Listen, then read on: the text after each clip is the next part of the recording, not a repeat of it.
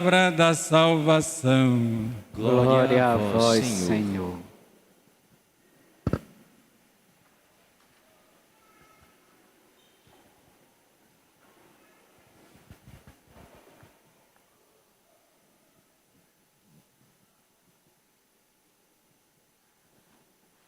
Prezados diáconos, caríssimos irmãos e irmãs, também você que neste momento nos acompanha, com esta celebração do domingo da Paixão do Senhor, também chamado de Domingo de Ramos, nós iniciamos a grande semana, a Semana Santa, a Semana Maior.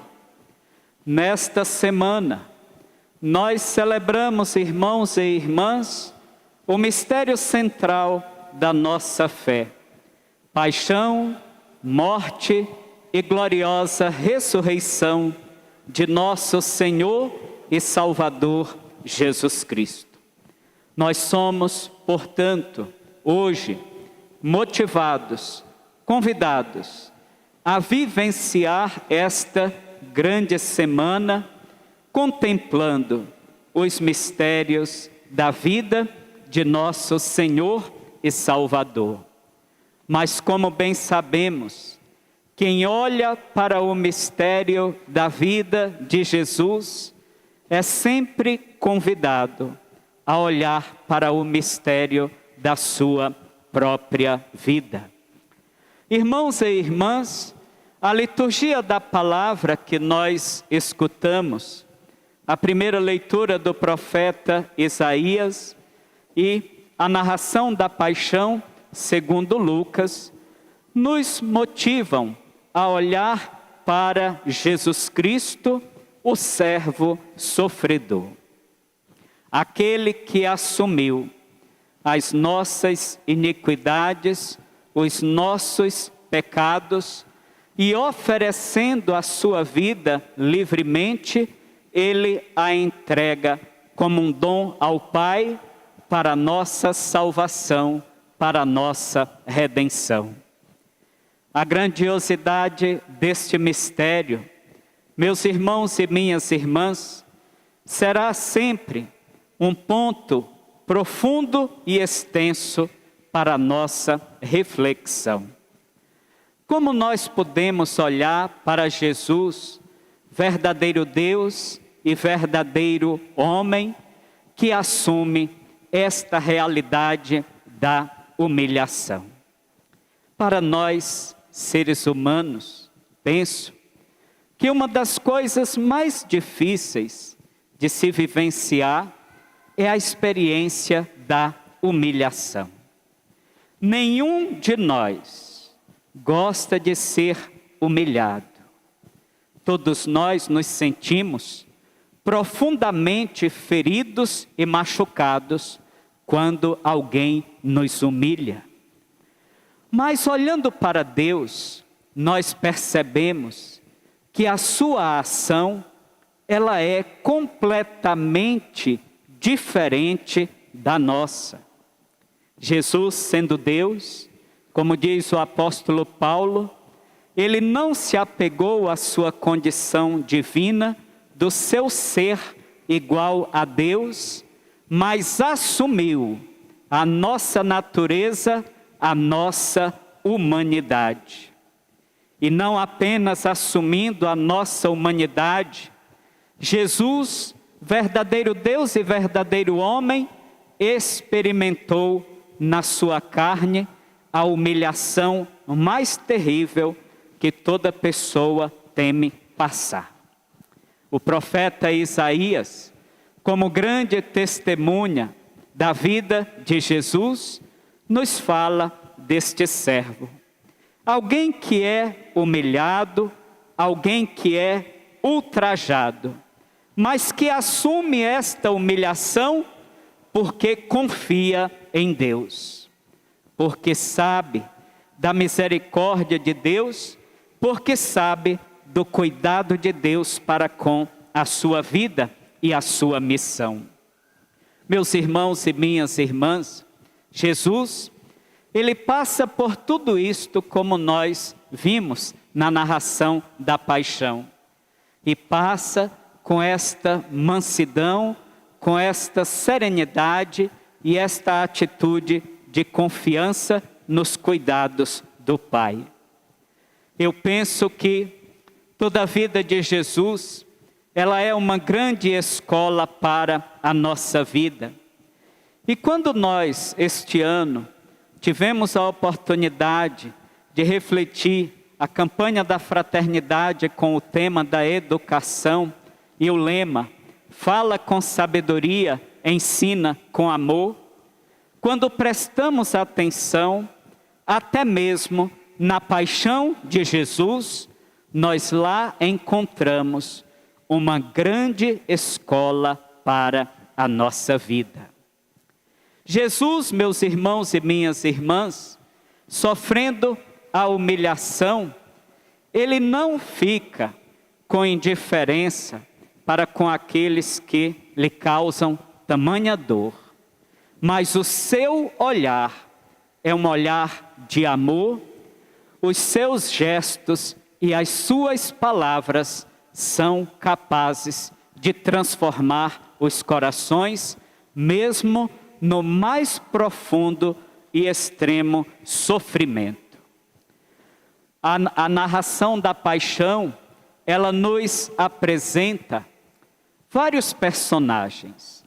Nós temos Pedro que nega, nós temos Judas que trai, nós temos o Cirineu que ajuda Jesus a carregar a cruz, nós temos Pilatos que lava as mãos, demonstrando o não envolvimento com a história de Jesus. Nós temos as mulheres que choram no caminho, nós temos a multidão que fica indiferente a tudo que está acontecendo. Nós temos Maria que permanece aos pés da cruz. Todos estes personagens, bem como a grande semana, a Semana Santa, que nos fala da paixão de Jesus, é um retrato da nossa própria vida. Nós podemos dizer seguramente que a nossa história pessoal, ela é uma grande Semana Santa. E nós hoje não devemos apenas nos identificar com um destes personagens, mas precisamos reconhecer que estes personagens todos representam as muitas circunstâncias e situações da nossa vida cristã. Quantas vezes nós somos como Judas que traz Jesus? Quantas vezes nós somos como Pedro que o nega?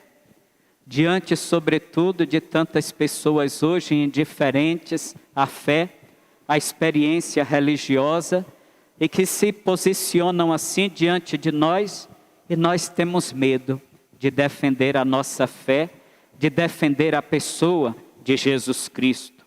Assim, nós também estamos negando como Pedro o negou. Quantas vezes nós vivemos uma frieza na fé e somos indiferentes a tudo que está acontecendo na igreja, no mundo, na sociedade, queremos ficar alheios. Quantas vezes também nós somos como Pilatos, diante das injustiças, nós lavamos as nossas mãos, porque também não queremos nos envolver. Mas quantas vezes também nós somos como Cirineu, que ajuda Jesus a carregar a cruz, que ajuda a tantas pessoas que estão sofrendo em suas limitações, em suas experiências limite, a encontrar força, a recobrar a esperança para prosseguir no caminho.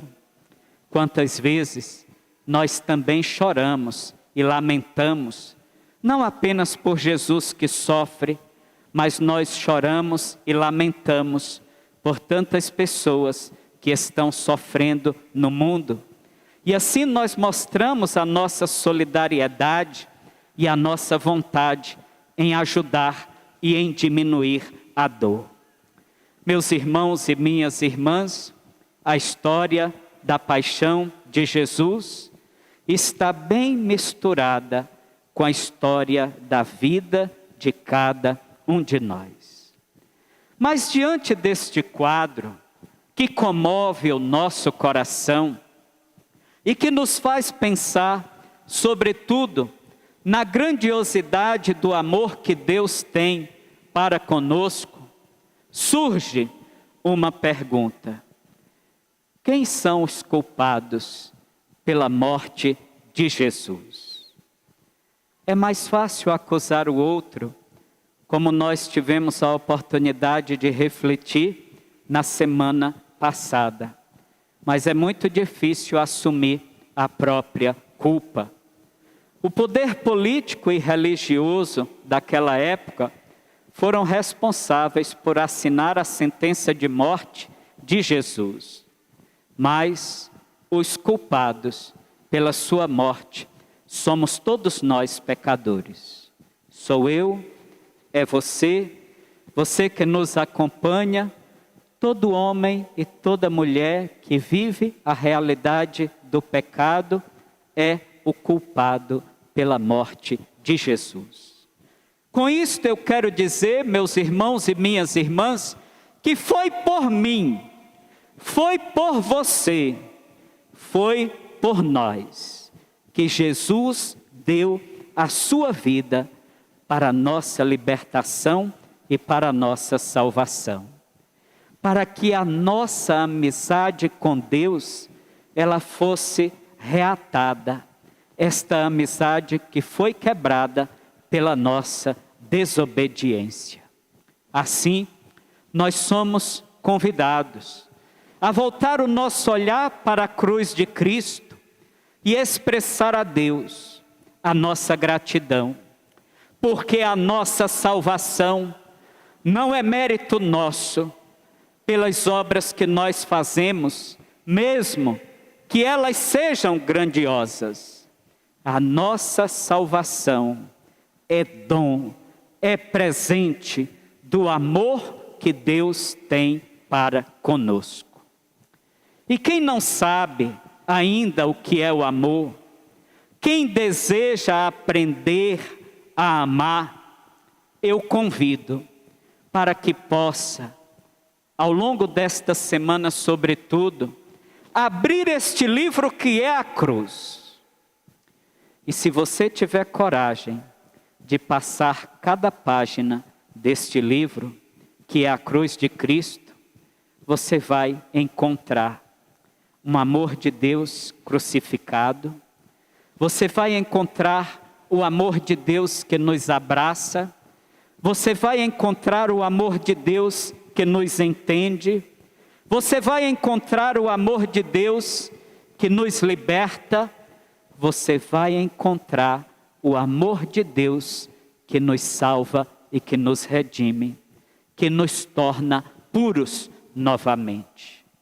Por isso, irmãos e irmãs, neste livro que é a cruz, nós descobrimos quão grande é o amor que Deus tem para conosco. Mas a vida de Jesus, ela não se encerra nesta experiência de dor, de sofrimento e de morte, que tanto comove os nossos corações. A vida de Jesus culmina na ressurreição. Ela tem o seu ponto alto no 8º dia, quando Jesus vence a morte, quando ele vence o pecado e se torna Senhor de toda a vida. E como disse o apóstolo Paulo, todo joelho se dobre e proclame para a glória de Deus Pai que Jesus Cristo é o Senhor. Como eu dizia, a nossa vida é uma grande Semana Santa, onde nós experimentamos na nossa existência a paixão de Jesus na nossa própria paixão. E nós caminhamos também para o 8º dia. Nós caminhamos para a vitória. Nós caminhamos para a celebração da vida nova que Jesus ressuscitado veio partilhar conosco. Assim, a vida de Jesus abriu para nós que tínhamos horizontes estreitos, um horizonte largo e feliz. A vida de Jesus trouxe para nós vida eterna, oportunidade de viver junto de Deus para sempre e de não ter a nossa existência encerrada em um túmulo. Que nós possamos, meus irmãos e minhas irmãs, pensar, meditar e, sobretudo, agradecer, porque grande é o amor que Deus tem para conosco. Louvado seja o nosso Senhor Jesus Cristo. Para sempre seja louvado.